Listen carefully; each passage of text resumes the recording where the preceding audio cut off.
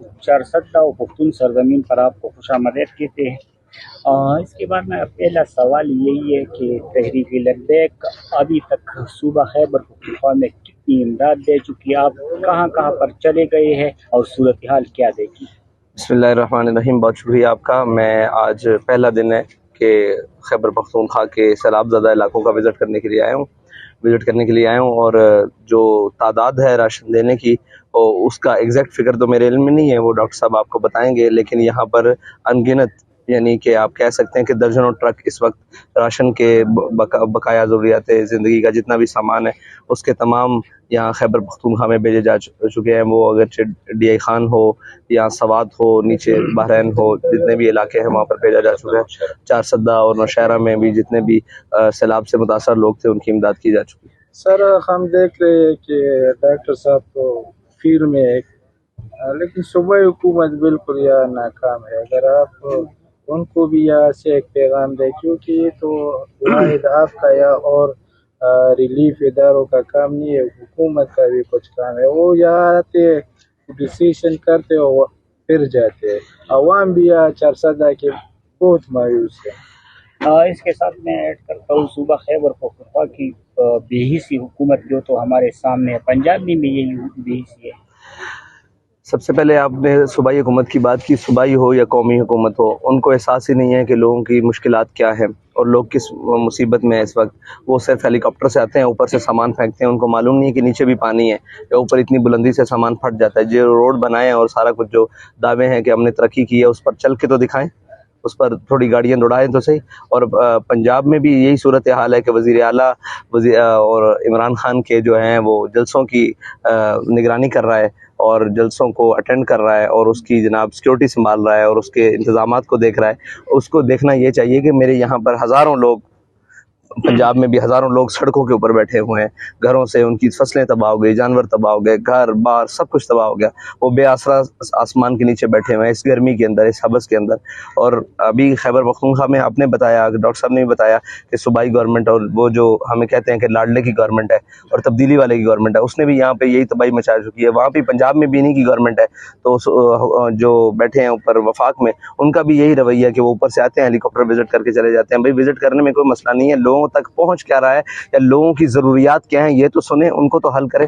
بس یہ رونا ہر جگہ رونا ہے جی، ہماری اوپر سے لے کے گورنمنٹ پوری انتظامیہ بے حس ہو چکی ہے۔ یہ اجناس غذائی آپ کو گھر گھر پہنچا رہے ہیں، جب مکانات کی تعمیر کی باری آئے گی تو اس میں بھی آپ کو یہی جذبہ کا ہوگا؟ جی بالکل، ریہیبلیٹیشن اس کو کہتے ہیں، معمولات زندگی کو دوبارہ معمول پر لانا۔ اس کے لیے تحریک لبیک نے یہ پروگرام بنایا ہے کہ جو گرے ہوئے ہیں ابھی جہاں جن کی مرمت ہو سکتی ہے اس کا پہلا مرحلہ مرمت کا ہوگا، اور پھر جو بالکل صفحہ ہستی سے مٹ چکے ہیں ان کی تعمیر نو کے لیے انشاءاللہ ایک باقاعدہ ٹیم تشکیل دیں گے۔ ہمارے تحریک لبیک کے انجینئرز ہیں جنہوں نے ایک گھر نارمل آدمی کے رہنے کے لیے، اس کی قیمت بھی تقریباً کوئی 2.5 لاکھ کے قریب بتائی ہے، اس کو تیار کر رہے ہیں، اور انشاءاللہ وہ بھی جب بالکل آخری مراحل میں ہیں، جب وہ ہمارے انجینئرز پاس کریں گے انشاءاللہ، پھر جن کے مکانات بالکل تباہ ہو چکے ہیں کوشش کریں گے کہ ان کے لیے مکانات بھی کریں۔ لیکن یہ کام ریاست کا ہے، انفرادی کسی بھی جماعت اور تنظیم اس کو مکمل پایا تکمیل تک نہیں دے سکتی۔ ہماری جہاں تک اپروچ ہے ہم وہاں تک کوشش کر رہے ہیں۔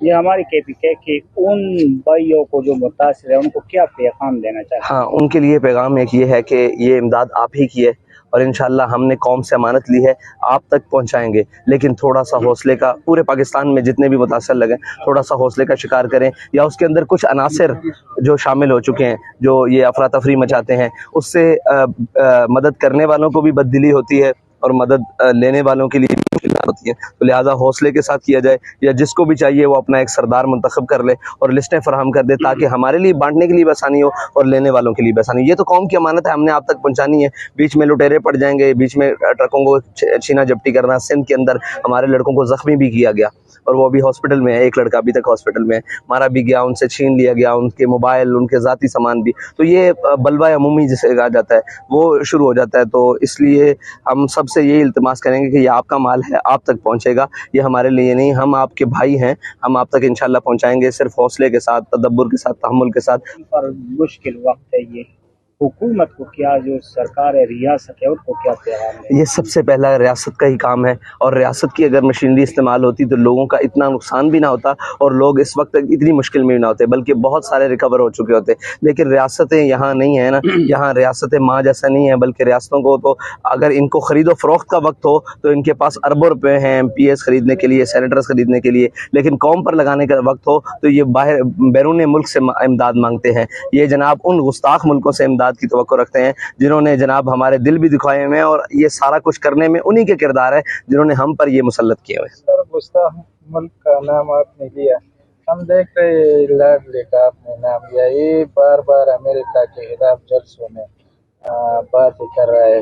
हालांकि अभी 1 महीने पहले KPK हुकूमत को भी सेठ ने गाड़ियाँ भी दी, फंड भी मिल रहा है, ये क्या हो रहा है? देखिए, अगर उसको अमेरिका के खिलाफ जंग है तो भाई अमेरिका के खिलाफ जंग तो तब लड़ी जाएगी ना जब कौम तुम्हारे साथ होगी। अभी तो कौम मुसीबत में है, आफत में है, तुम कौम के साथ नहीं खड़े हो सकते। अमेरिका के खिलाफ जंग लड़ना तो बहुत एक काम है ना, जब सारा कुछ करना पड़ेगा और सारी जनाब कुर्बानियां देनी पड़ेंगी।